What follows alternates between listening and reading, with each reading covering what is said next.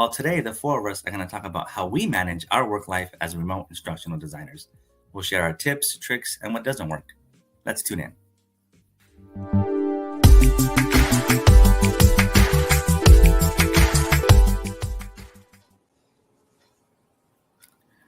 Welcome, everybody. Thanks for coming in. So right off the bat, I want to talk about work-life balance. And I wanted to ask Alyssa a quick question because you're already having to adjust working from home. So just curious, what's going on there? So as you can kind of see, I'm working outside, which is not my norm. I'm away from my desk. I'm away from my monitor that I normally would have next to me, my keyboard.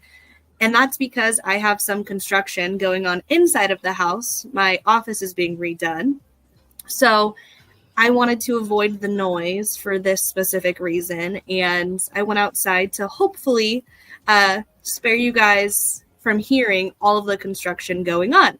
So how I adjust sometimes is I have to move locations, even if it's just for a short period of time to get away from some noise. That makes sense, yeah. No, because I think working from home, a lot of us, we have different things going on. So because I have a 2-year-old daughter, so she's always running around. So I have to find a spot like, okay, she's not going to scream right now at this moment. So we're not going to hear her. So I think that's a good point to make when you're working from home. Like, how do you manage everything else that's going on, like with your family, with construction, like you're saying, because a month ago I had the same thing happen to me. People work in my bathroom and I have going on, like we can't hear them. So I'm curious, Ken and Vic, how do you guys manage things like that as well with what's going on in your lives? I can jump in. I think it definitely is something that you kind of deal with day to day. You never know what's going to happen. I have 2 dogs, and everyone on my team knows one of my dogs snores really loudly. So whenever he's asleep next to me, there's just some background snoring, which is interesting. So sometimes I have to move him around or make sure that he's not sleeping if I have a meeting or if I'm recording or something like that.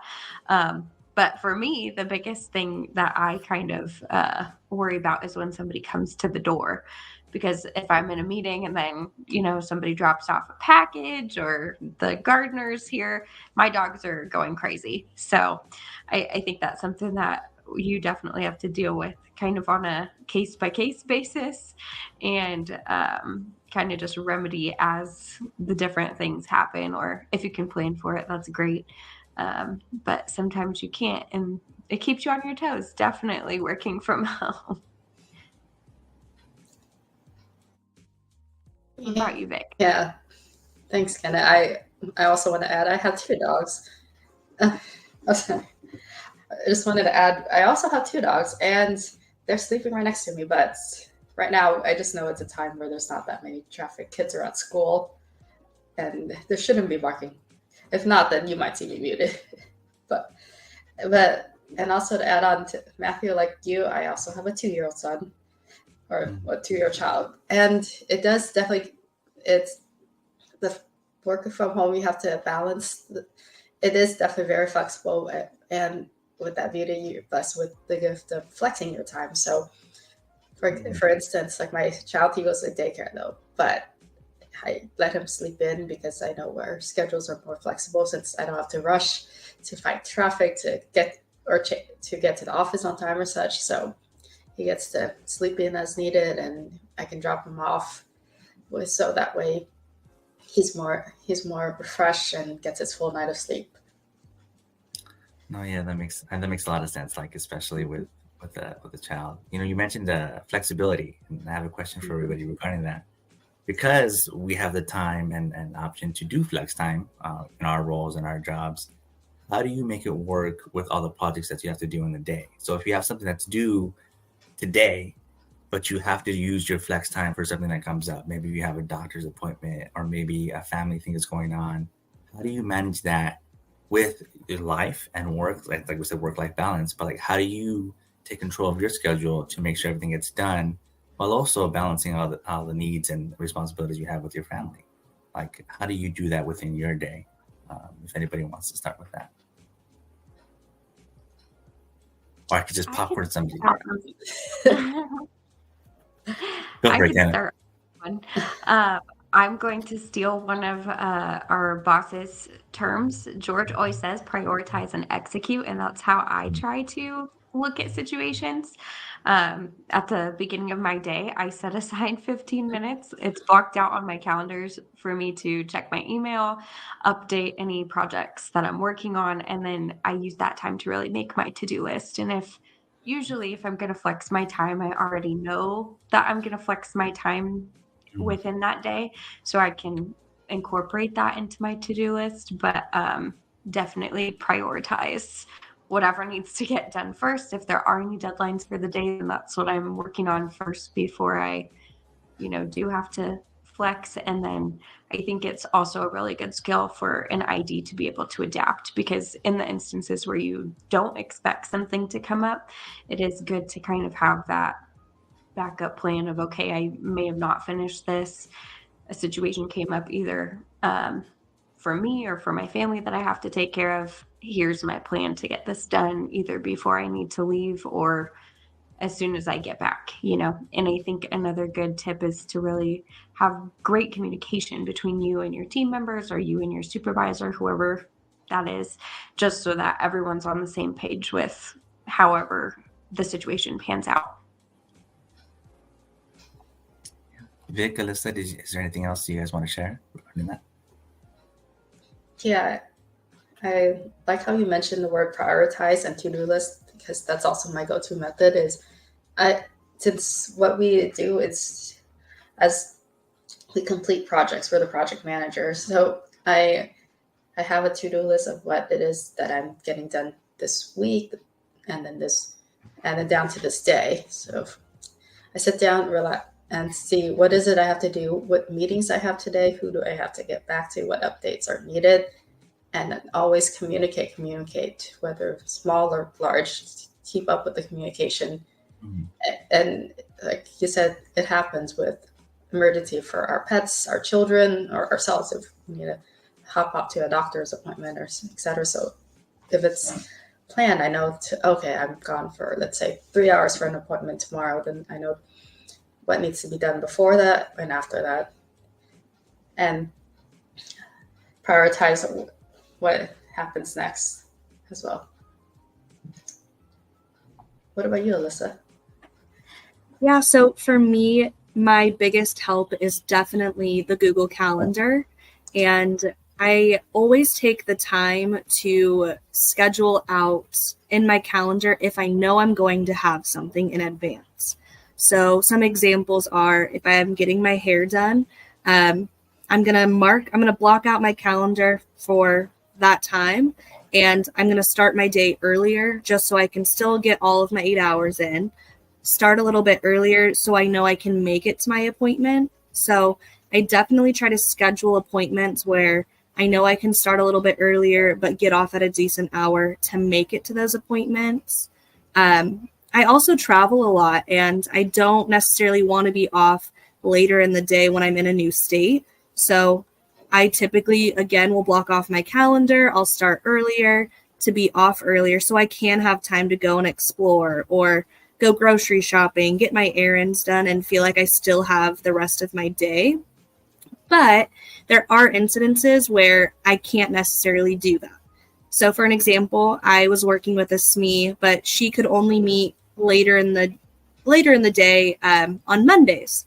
So I just knew going into that Mondays were going to be a day for a short period of time that I wasn't going to be able to get off earlier than maybe I would have liked. But when I know that in advance, I'm able to plan around it. So I think just keeping your calendar up to date is very helpful.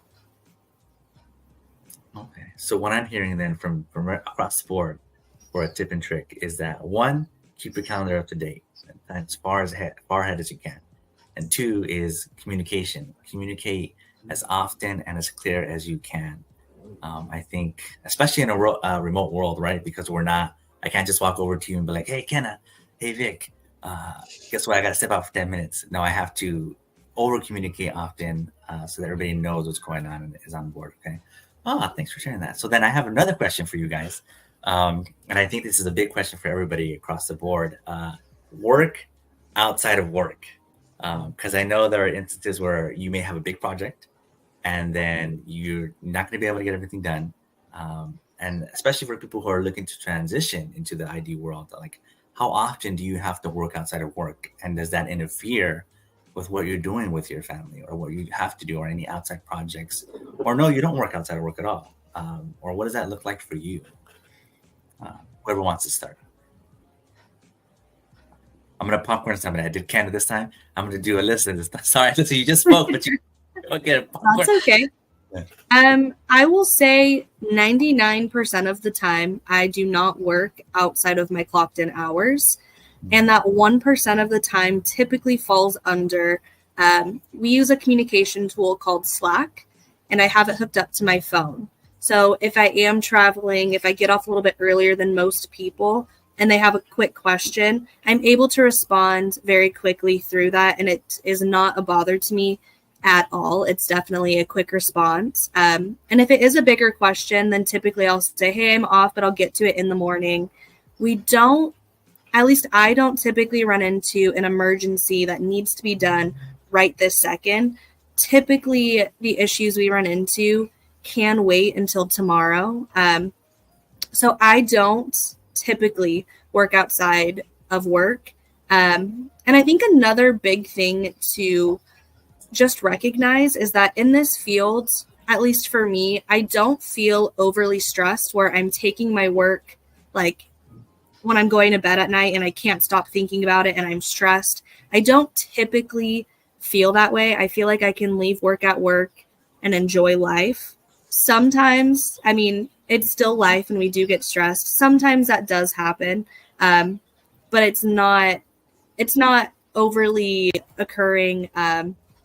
So if you're worried about taking your work outside of work, this is a field where you're not going to have to do that. Yeah. Yeah, I also wanted to add to that, Alyssa, because I'm like you, the 1% chance that, because I travel a lot, meaning I'm from a different state and different time zone too. I'm Central Time while everyone on the team is Pacific Time.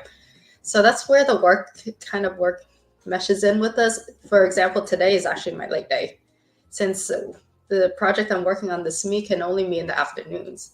But afternoons Pacific Time, it leads into Central Time, evening, almost dinner time, pretty much. So with that, I know to schedule Wednesday as my late day. So that way, but it works all out because I have more time in the morning. I could do my errands, chores, grocery shop, etc. Or schedule doctor's appointments are typically on Wednesday mornings. So that way I start later in the day and I also end later. And with that, I just know to balance my time as on Wednesday to get everything in the morning since I have more free time. And along with the work outside of work, like I mentioned, I'm Central Time. So sometimes I still get Slack messages that are evening in my time. And sometimes I hear the ding on my phone during dinner. If I do check it, if it's something that could wait, it usually waits. But if it's only going to take a minute or two, I just respond. Yeah, absolutely. I'm so sorry. There's a delay. See, this is one of the things we have to work on, right? When you're working from home. Yeah. No worries. No worries. I definitely agree with everything you've said, Vic and Alyssa. I think as long as you really get all of your tasks done during the day, there really isn't a whole lot of need to work outside of work hours. I've only been in very, very few situations where I have had to either work a little bit past my 8 hours after I've clocked out to finish up something, or like Vic and Alyssa mentioned, to respond to Slack messages or emails. But there isn't, and we are very blessed and lucky to work for an organization where there isn't that pressure to do that. I think our team is very supportive of all of the family life that we have, and they want us to have a really great work-life balance. And so there isn't pressure to respond to things outside of work hours. And again, in my almost 4 years of being on the team, I can only think of maybe 1 or 2 times that I've really had to work on things outside of work hours. So I definitely agree that this is a position where you don't have to worry about that, and you don't have to necessarily worry about the impact of you not doing that. You don't have to fear any repercussions or anything like that if you don't reply. One thing I did want to add, though, is more recently I have been working a little bit off of work time for the MSIDT program that I'm a part of, but I would say that that's a little bit more schoolwork, just because it is basically the master's degree, but I'm working on projects for work. So I wouldn't necessarily call that work stuff that I'm doing outside of the work hours that I'm clocking in. It's just, it happens to be a project for work that I'm doing for school as well. So I'd say that that's an exception in this case. Awesome. Thank you guys for sharing that. So I don't know if you guys can hear that. No? Okay, good. The reason I asked that is because, like I said, I have a 2-year-old daughter. She's banging on the door right now, and that's one of those things that when you work from home, you have to just kind of navigate. So she's calling my name. But that's part of what it is, right? And so you have to kind of navigate those things on, okay, can I get this done? Can I work with her? And so, but anyways, going back to what we were talking about, the reason I asked that question, if there's work outside of work, is because of the mental health aspect. I know a lot of people, when they're in the corporate setting, or myself and Vic, we came from teaching, there was a lot of things we had to do outside of work to get work done while we were working. You know what I mean? You have to work outside of your work to do the work while you're working. And you hear work constantly during that. So I was just wondering, in your role, obviously everybody here has just said that, no, that doesn't happen. We're actually able to stop work when we need to. Our hours are from here, from A to B, and we're good to go. Oh, so that's good to hear, especially if you're looking to transition into the ID world. So then I have one other question too as well. What have you done before that didn't work? So like, say you're trying to maybe set something up and you're like, okay, that just failed. Okay, I was trying to do my schedule, I messed up, or I tried it this way, and now I realize I need to go this way. It's better when I do this, or it's better when I work here. It's better when I do that. Like, what were some of the things that didn't work for you when you first started working in instructional design as a remote worker? Popcorn Vic, because she's the only one that haven't done yet. Well, I guess what doesn't work for me specifically is I'm really specific at where I work, meaning I need the right lighting in the same setup. So if you haven't noticed, I very peculiar about the location. I'm usually in my home office, because this room gets perfect light. I have a huge window in front of me. I could see the trail, the trees, and it's just calm. That puts me in the right setting. Versus if I were to move to, which sometimes it happens if this room needs fixing, where I move to a different location, like the kitchen. It's just dimmer lighting. It doesn't just work for me. So that's the balance having to, or if the internet is out and the days where I have to, let's say, run a Starbucks to work there, that could be a challenge for me specifically, because they're like, you can't control the noise level and the flow of people or the crampedness and so that's the other challenges that doesn't always necessarily work for me, but if it happens, then you just gotta adjust to it. I can go next. So I'm a little bit different than Vic, where for me, I need to switch up my location. I feel like I can't stay in the same spot. I feel like I just get bored if I'm looking at the same scenery. So for me, I switch spots. But, there's things that can go wrong all the time. And a lot of it is definitely outside of our control. And I have a lot of examples. So for one, my internet went out last week. So I had to up and move to my sister's house. Yesterday, the people doing construction unplugged the Wi-Fi. So I had to go fix that. And then the breaker went out. So I had to go fix that. There's a lot of technical things that are out of your control, but there's fixes to it. You can move to a different location. You can turn your breaker back on. So they're quick fixes, but they do happen. So I would say most of the things that happen are out of our control, at least in my experience. I definitely agree with both of you about location. Sometimes it does work better for me if I am in the same location. Other times it really is something where I need a change of scenery. Um, but the one thing that I found to be particularly, I guess, important to my work from home setup is I always have my notebook with me. I'm a person where I have to write things down. If I don't write it down, I won't remember. I can put reminders in the calendar. I can make a to-do list on my computer, but I'm not going to remember to do those things if I don't write it down. So I always have a notebook or at least like a sheet of paper with me, and I have my running to-do list or notes or whatever it is with me. That's a good tip.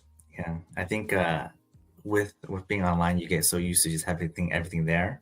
It's easy to forget that piece, especially because you could bring that with you. That's a really good tip. And yeah, there are a lot of things out of our control, right? Like in terms of the Wi-Fi. I know that's happened to me before, and I think that's where one of the tips that you guys shared before is communication. You know, communicating with your team, letting them know what's going on. Because I think the big thing for me, especially when I'm in meetings, is like I said, my daughter, right? She's high energy. She loves to run around. So for me, I preface it with the team, like, hey, just remember, you might see my daughter in the background running around, and also sometimes she likes to come and say hi. I don't know if that's something similar you find, Vic, because I don't pay for childcare. That's a little outside of my expense realm, so we keep her here. But I don't know, Vic, if that's something. This one's just targeted at Vic. Vic, I don't know if that's something you find that you have to deal with, or how you navigate that yourself. Oh, yes, I was actually very blessed that my mom was able to stay with us for a whole year since she was also a remote worker and I was a remote worker, and my husband's hybrid. So there are a lot of days where there's 3 adults in the house. And when my son was not mobile yet, he was a lot easier to watch and maintain. So we would bounce back and we would, so my mom and I are also Pacific time. So we would watch him early, and then we take turns rotating, and especially during nap time, since babies do nap a lot, we just go full speed, lightning speed, and do all our work and prioritize during that time. But for instance, if I know there's a meeting with us, me or team, I would let my mom and my husband, if he's home that day, like, hey, I'm blocking out this hour or two. So can you please watch Theo play? Well, and you just like we mentioned earlier, prioritize your time.